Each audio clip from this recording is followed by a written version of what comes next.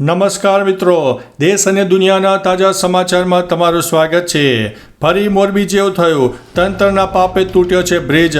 30 October 2022ના દિવસે મોરબીમાં મચ્છુ નદી પર આવેલો ઝૂલતો પુલ તૂટી પડતા 140 કરતાં વધુ લોકોના મોત થયા।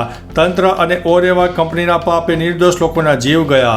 આ ઘટનાને 3 વર્ષ પણ થયા નથી ત્યાં ગઈકાલે આણંદ નજીકનો ગંભીરા બ્રિજ તૂટી પડ્યો, જેમાં 3 લોકોના મોત થયા છે। લોકોની અનેક રજૂઆતો છતાં તંત્રએ બ્રિજનું સમારકામ ન કર્યું। તંત્રના પાપે અહીંથી ફરીથી લોકોના જીવ ગયા છે। મિત્રો, અન્ય મહત્વના સમાચારની વાત કરીએ તો ખેડૂતો સાથે કરોડોની છેતરપિંડી। વિજાપુર તાલુકાના ખેડૂતો સાથે છેતરપિંડી થઈ હોવાની ફરિયાદ વસાઈ પોલીસ મથક ખાતે નોંધાઈ છે। ટોટીદણ ગામના રહેવાસી પ્રહલાદ પટેલ અને તેનો પુત્ર નરેન્દ્રએ ભેગા મળીને કુકરવાડા ગામમાં આવેલી માર્કેટ યાર્ડમાં પેઢી ચલાવતા હતા। તેમણે 90થી વધારે ખેડૂતોના નામે લોન અને પાકના પૈસા એમ કુલ અંદાજિત 9 કરોડ રૂપિયાની છેતરપિંડી કરીને વિદેશ ફરાર થઈ ગયા છે। મિત્રો, અન્ય મહત્વના સમાચારની વાત કરીએ તો પુલ દુર્ઘટના અંગે સરકારને વેધક સવાલ। આ પુલની હાલત અંગે કોંગ્રેસના અમિત ચાવડાએ સરકારને ઘણીવાર જાણ કરવામાં આવી હતી, તો આ પુલનું સમારકામ કેમ ન થયું? મોરબી પુલ દુર્ઘટના પછી ગુજરાતના તમામ પુલોનું નિરીક્ષણ કરવાના આદેશ આપવામાં આવ્યા હતા, તેમાં આ પુલનું પણ નિરીક્ષણ કરવામાં આવ્યું હતું। સરકારની બેદરકારીને કારણે આમ આદમી ક્યાં સુધી ભોગ હવે લેવાતા રહેશે? મિત્રો, અન્ય મહત્વના સમાચારની વાત કરીએ તો બિહાર બંધમાં જોડાયા રાહુલ ગાંધી।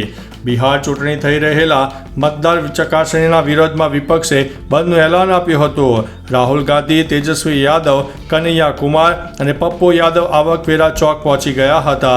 અહીંથી તમામ નેતાઓએ વિરોધ પ્રદર્શન કરતા ચૂંટણી પંચની ઓફિસ તરફ રવાના થયા હતા। મિત્રો, અન્ય મહત્વના સમાચારની વાત કરીએ તો બ્રિજ પડવા ઉપર શું બોલ્યા સરકારી ઈજને?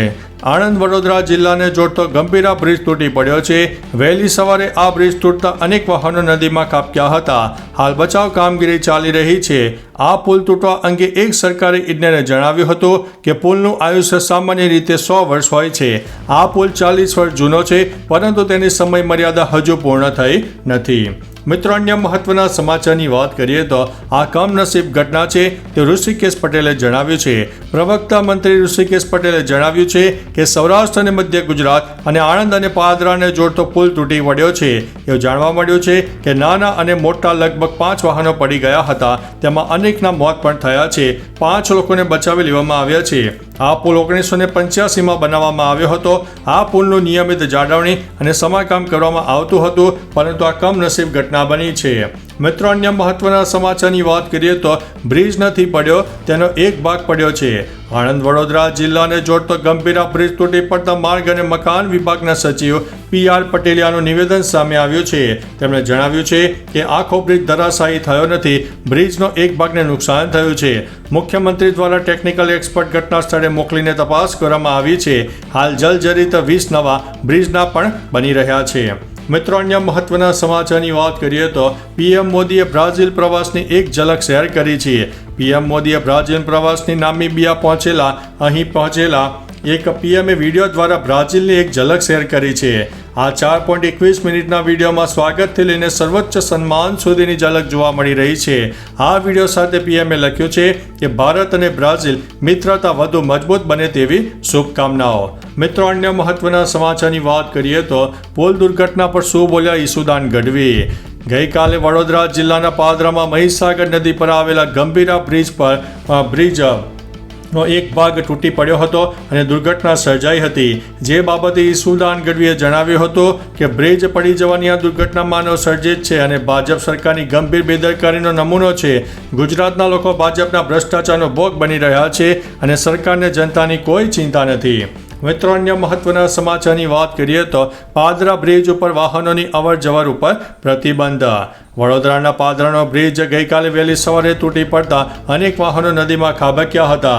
આ ઘટનાના પરિણામે રસ્તા ઉપર વાહનોની અવરજવર દરમિયાન કોઈ અનિચ્છનીય બનાવ ન બને તે માટે ગઈકાલથી પુલ પુનઃ કાર્યરત ન થાય ત્યાં સુધી તમામ વાહન વ્યવહારો ઉપર અવરજવર ઉપર પ્રતિબંધ ફરમાવતું જાહેરનામું અધિક જિલ્લા મેજિસ્ટ્રેટ ઋતુરાજ દેસાઈએ જાહેર કર્યું છે। મિત્રો, અન્ય મહત્વના સમાચારની વાત કરીએ તો પુલ તૂટવા અંગે કલેક્ટરે શું કહ્યું? ગંભીરા બ્રિજ પુલનો એક ભાગ તૂટવા અંગે આણંદના કલેક્ટર પ્રવીણ ચૌધરીએ જણાવ્યું છે કે એક ટ્રક, એક ઇકો અને કેટલાક બાઇકો નીચે પડી ગઈ છે. બચાવ કામગીરી ચાલુ હતી. પોલીસ અને વડોદરા વહીવટીતંત્ર NDRF સ્થળે ઘટના સ્થળે પહોંચી ગયો. પુલ પર ફસાયેલા ટેન્કરને નીચે ન પડે તે માટે પણ વ્યવસ્થા કરવામાં આવી હતી. હાલ બચાવ કામગીરી ચાલુ છે. મિત્રો, અન્ય મહત્વના સમાચારની વાત કરીએ તો પુલ તૂટવા પર શું બોલ્યા સાંસદ? હવે ગંભીરા પુલ તૂટવા પર આણંદના ભાજપના સાંસદ મિતેશ પટેલે જણાવ્યું કે મને માહિતી મળી હતી કે આ પુલનો એક ભાગ તૂટી પડ્યો છે અને 4 થી 5 વાહનો નદીમાં પડી ગયા છે. મેં તાત્કાલિક કાર્યવાહીનો આદેશ આપ્યો છે. બચાવ કામગીરી ચાલુ છે. આણંદ અને વડોદરાની તબીબી ટીમો પણ સ્થળ ઉપર હાજર હતી. તો ચાલો મિત્રો, ફરીથી દેશ અને દુનિયાના સુપરફાસ્ટ સમાચાર લઈને મળતા રહીશો. ત્યાં સુધી અમને રજા આપશો. નમસ્તે.